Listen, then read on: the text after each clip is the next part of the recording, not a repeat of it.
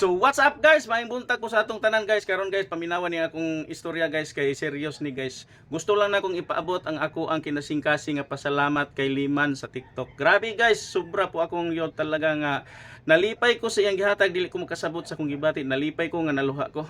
Nihatag siya nato guys og para mukbang. Nya mao na ni siya ako ang napalit karon guys. Ang akong gipalit mo ni siya nga isda nga tilapia. Kay wala man po ko ilain gyud nga nakita nga isda dito sa merkado guys nga kanang nindot nga isda. Mao ra ni siya akong nakita karon guys nga nindot nga isda guys. Nya nagpalit pod ko og usa ka kilo nga baboy. Daghan jud kayong salamat nimo Liman sa TikTok.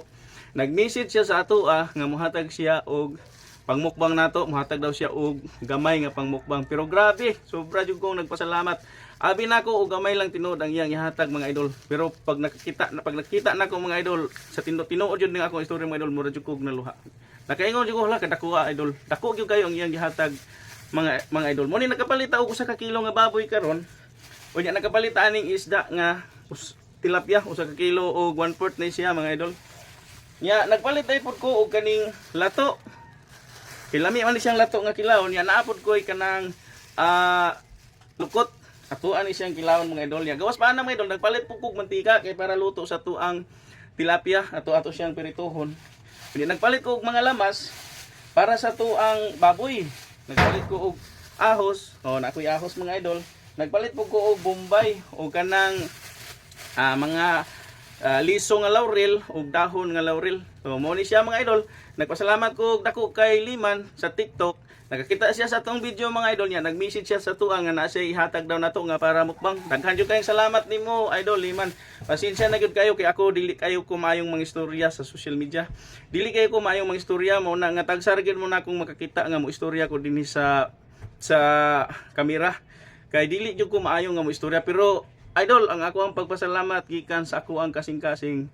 Thank you so much gyud sa imuhang blessing nga gihatag nako idol.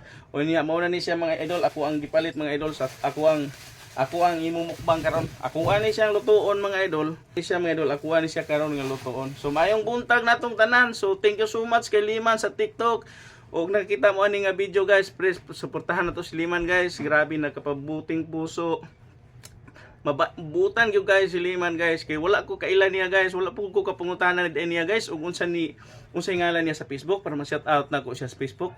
Nakalimot ko ni pangutana guys. Nya shout out ay kay Kuanpod Park yung ri katong naghatag nato og para pang Jollibee ni atong niaging semana, ani atong niaging adlaw. Atong lang niaging adlaw. Thank you so much Park yung li sa imuhang gihatag nga nakakaon mi gyud mig Jollibee atong higayon na Park yung li. Thank you so much.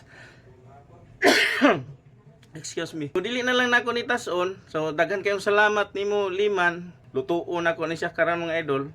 Nya dinhin na lang ko kutob ang akong pagpasalamat gikan sa akong kasing-kasing. Thank you so much. Love you all.